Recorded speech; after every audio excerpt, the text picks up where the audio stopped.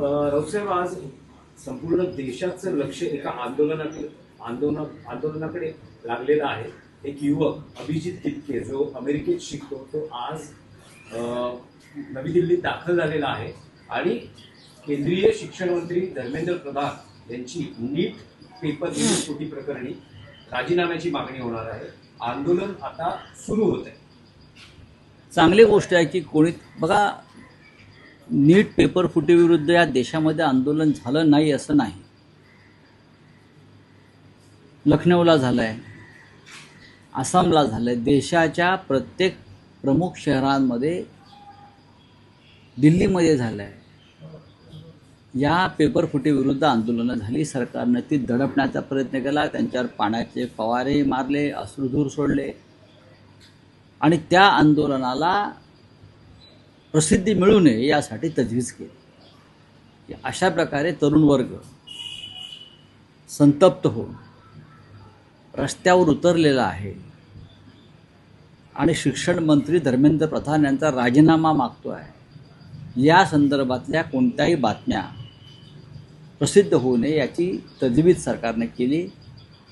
त्यासाठी माध्यमांवर दबाव आलेले आहेत, हे मी स्वतः पाहतो आहे. आता हा जो काही कॉक्रोच जनता पार्टी आणि त्याचे संस्थापक अभिजित तितके हे येऊन त्या विषयावर ते आंदोलन करणार आहेत जंतर मंतरला, असं आम्ही वाचतोय आणि ऐकतोय. अर्थात जर ते आंदोलन यशस्वी झालं आणि त्यात मोठ्या संख्येनं तरुण वर्ग उतरला तर सरकारला त्याची दखल घ्यावीच लागेल. आताही घ्यावी लागेल, जेव्हा पार्लमेंट सुरू होईल तेव्हाही ती घ्यावी लागेल. पण माझ्या माहितीनुसार हे आंदोलन यशस्वी होऊ नये, तरुणांनी तिथे पोचू नये यासाठी सरकार अत्यंत गोपनीयरित्या दबावाचं तंत्र अवलंबत आहे. जंतर मंतरच्या परिसरात मोठ्या प्रमाणामध्ये पोलीस फोर्स आहे आणि तरुणांनी तिकडे पोचू नये प्रत्यक्ष आंदोलनस्थळी यासाठी पोलिसांना विशेष जबाबदारी देण्यात आली आहे. राऊतसाहेब, आंदोलनाचं यश तुम्ही कशावर मानता? लाखो युवक रस्त्यावर उतरणं की धर्मेंद्र प्रधान यांचा राजीनामा होणं? दोन्ही गोष्टींना मी यश मानतो. एकतर लाखो नसले तरी हजारो तरुणांनी उतरणं आणि त्यानंतर धर्मेंद्र प्रधान यांचा राजीनामा होणं, या दोन्ही गोष्टी एकाच नाण्याच्या दोन बाजू आहेत. इतकं मोठं स्कॅन्डल होऊन हजारो तरुणांचं भविष्य त्यात फसलेलं आहे, तरीही जर नरेंद्र मोदी हे त्या मंत्र्याचा राजीनामा घेत नसतील तर तुम्हाला स्वच्छ प्रशासन, झिरो भ्रष्टाचार याविषयी बोलण्याचा कोणता अधिकार नाही. खरं म्हणजे या संदर्भात राजीनामा द्यायची गरज अमित शहांची आहे, ते गृहमंत्री आहेत देशाचे. हा पेपर लीक प्रकरण जसं शिक्षण खात्याशी संबंधित आहे तसं ते लॉ अँड ऑर्डर, गुन्हेगारी, शेवटी त्या CBI आलेला आहे ना. शेवटी तुम्ही तपास CBIकडे का दिला? कारण गुन्हा घडलेला आहे. जर इतक्या मोठ्या प्रमाणात तरुणांचं आयुष्य उद्ध्वस्त करणारा गुन्हा घडला असेल तर देशाच्या गृहमंत्र्यांची जबाबदारी आहे की नाही?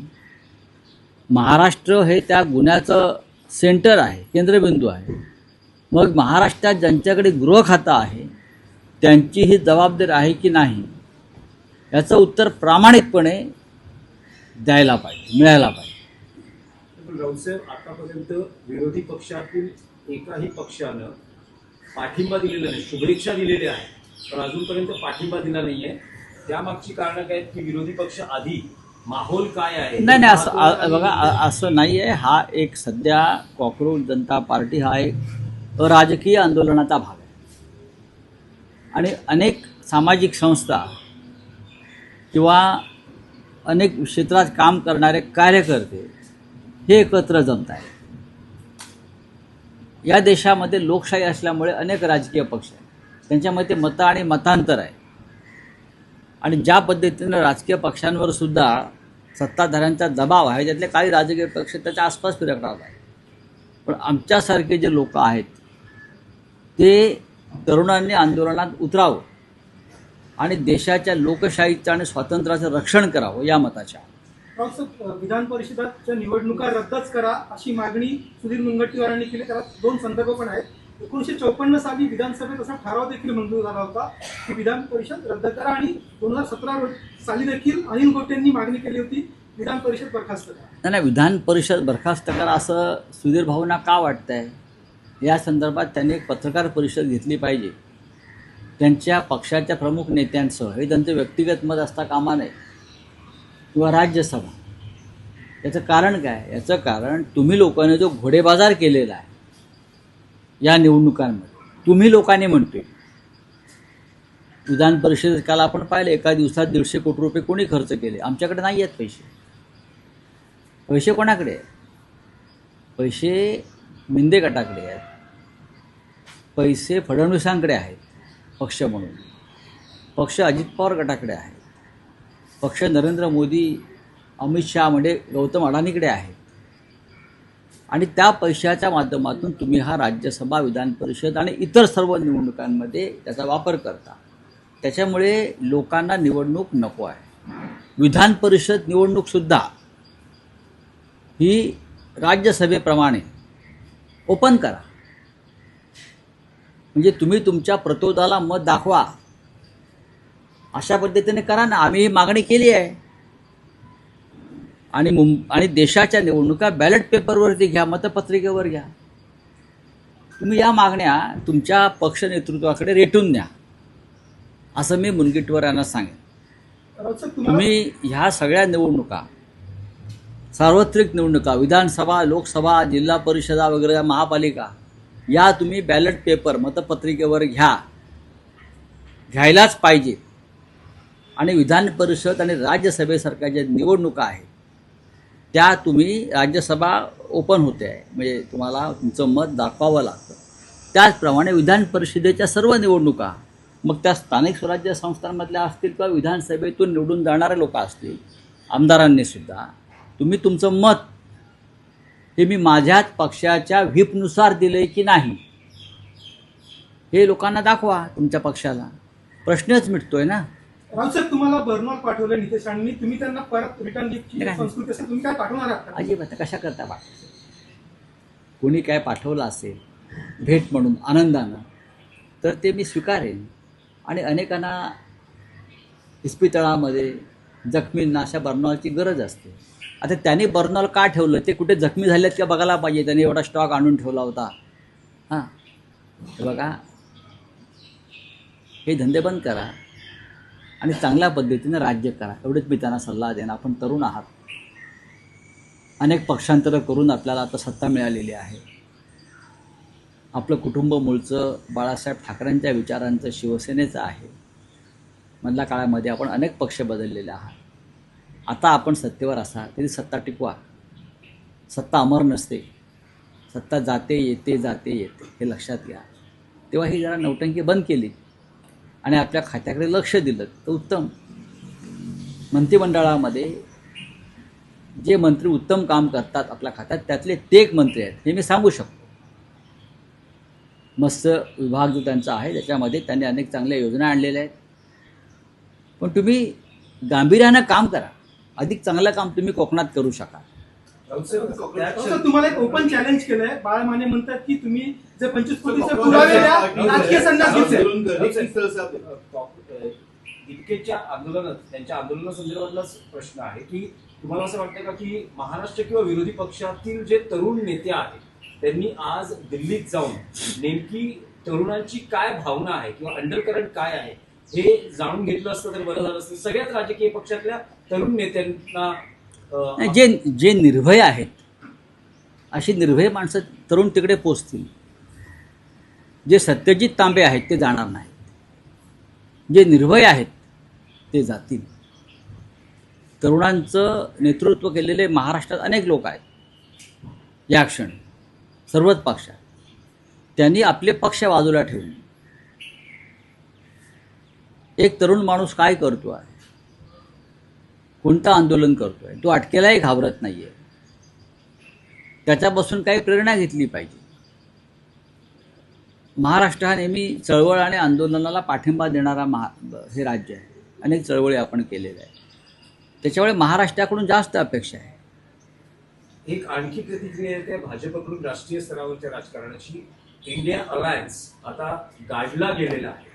कारण ज्या पद्धतीनं ममता बॅनर्जी यांच्याही खासदारांनी आता वेगळी भूमिका घेण्याची संकेत दिलेले आहेत, तिथे डीएमके इंडिया अलायन्स पासून बाजूला झालेली आहे.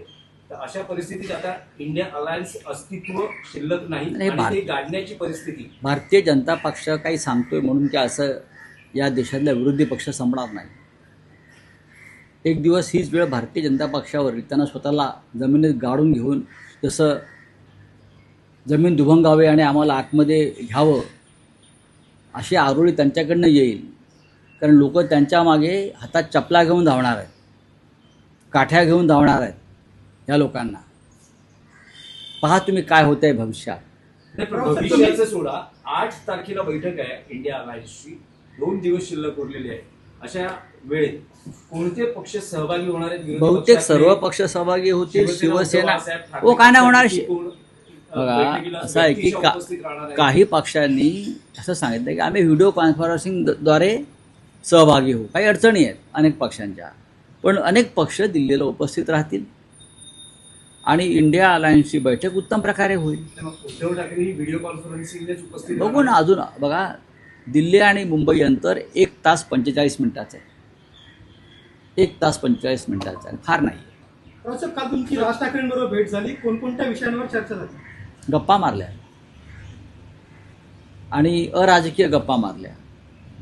सन्माननीय राज ठाकरे हे साहित्य, संस्कृती, पर्यटन, कला या विषयावरती त्यांच्याकडे उत्तम माहिती असते आणि राजकारण्यांना याविषयीसुद्धा ज्ञान असायला पाहिजे आणि त्या विषयावरसुद्धा आपण संवाद साधला पाहिजे.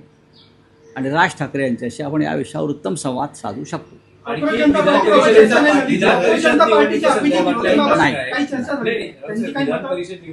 एक आहे की आमची एका विषयात नक्कीच चर्चा झाली. ती म्हणजे त्यांचं असं म्हणणं होतं की मी वारंवार सांगितलेलं आहे की जोपर्यंत बॅलेट पेपरवर निवडणुका होत नाही तोपर्यंत निवडणुकांवरती बहिष्कार टाका.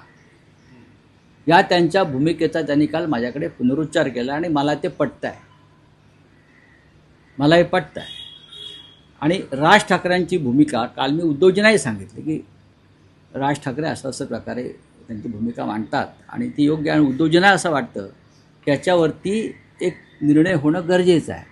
आणि फार महत्त्वाचा विषय त्यांनी वारंवार मांडला आहे की ज्या पद्धतीनं निवडणुका घेतल्या जात आहेत, ज्या पद्धतीनं निवडून आलेले आमदार फोडले जात आहेत, त्याला एकच उपाय आहे, तो म्हणजे बॅलेट पेपरवर जोपर्यंत निवडणुका घेतल्या जात नाहीत मतपत्रिकेवर तोपर्यंत या देशातल्या सर्व विरोधी पक्षांनी निवडणुकांवर बहिष्कार टाकावा. आणि मला असं वाटतं की हळूहळू हा विचार जर पसरत गेला देशामध्ये तर त्याच्यावरती एकमत होऊ शकतं. नाही, पण आता इंडिया अलायन्सची जी बैठक आहे त्यात हा विषय प्रकर्षानं मांडला जाईल, सगळ्यांना केलं जाईल. आता हा तात्काळ विषय मांडण्यासारखा नाही आहे. आता जे विषय गंभीर आहे तो पश्चिम बंगालचा विषय आहे. त्यानंतर ज्या पद्धतीनं मोदी आणि शहा बेफामपणे राज्य करतायत, विरोधी पक्ष तोडतायत, त्याच्यावर चर्चा व्हायला पाहिजे. असे काही महत्त्वाचे विषय, बॅलेट पेपरवरचे विषय अनेकदा आम्ही चर्चेला घेतलेले आहेत. एक विधान परिषदेचा विषय आहे की एकनाथ शिंदे काल असं म्हणाले, तुम्ही जो गंभीर आरोप केला होता की जवळपास 150 कोटींचे व्यवहार झाले, सौदा झाला, तर त्यावर एकनाथ शिंदे म्हणतात की संजय राऊत नोटा मोजत होते का? हो, मी मोजत होतो नोटा. कारण त्यांचे लोक बॅगा घेऊन फिरत होते आणि मला माहिती येत होती.